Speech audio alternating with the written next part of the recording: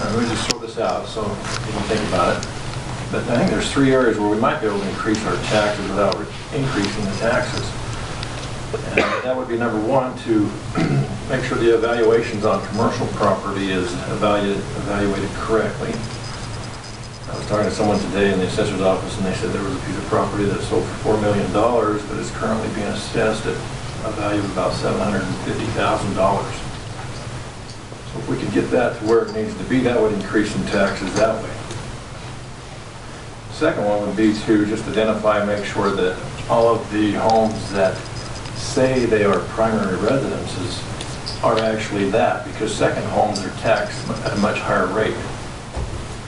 So if we can make sure that all of the homes that are second homes are being taxed at that rate, I think that would increase some of our revenue as well.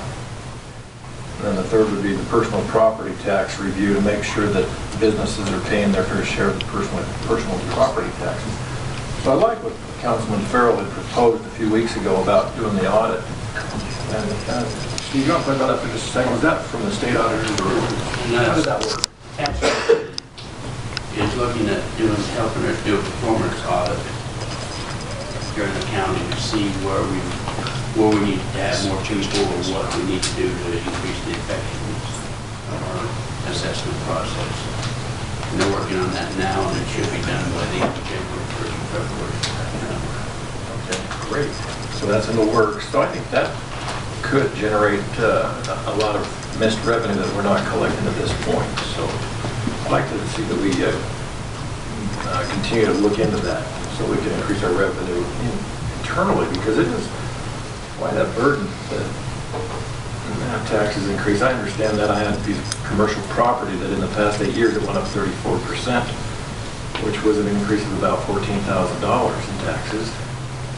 But if you look at that chart, that explains quite a bit about where the tax increases are coming from and where most of the taxes are being paid into, and that's a lot of it is the schools.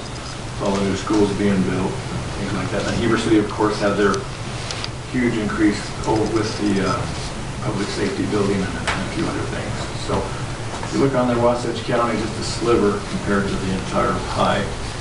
And I agree with the sheriff. I believe our officers deserve to be paid a fair wage so we can pay them. But I'd like for us to continue to look into increasing our taxes internally by what we already have at this point. Okay, thank you. Thank you. Council, any other? Mr. Chair, I would propose and make a motion that we continue this item as customary in the past, that we take any public input until the time it's passed and make that final decision for the 21st at 6 o'clock. Second. Because it doesn't need to be 6, it could be in the 4 o'clock again, because we've had the public hearing. Let me elaborate a little bit.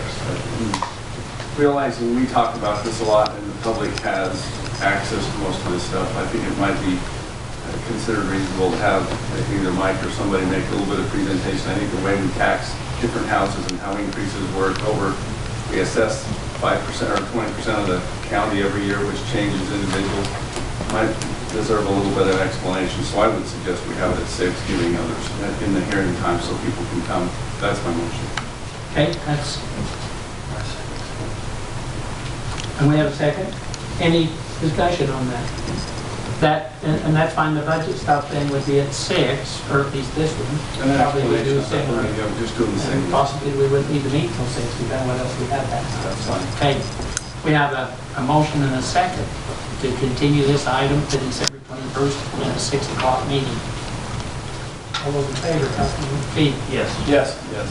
Yes. Yes. Yes. Okay. Item number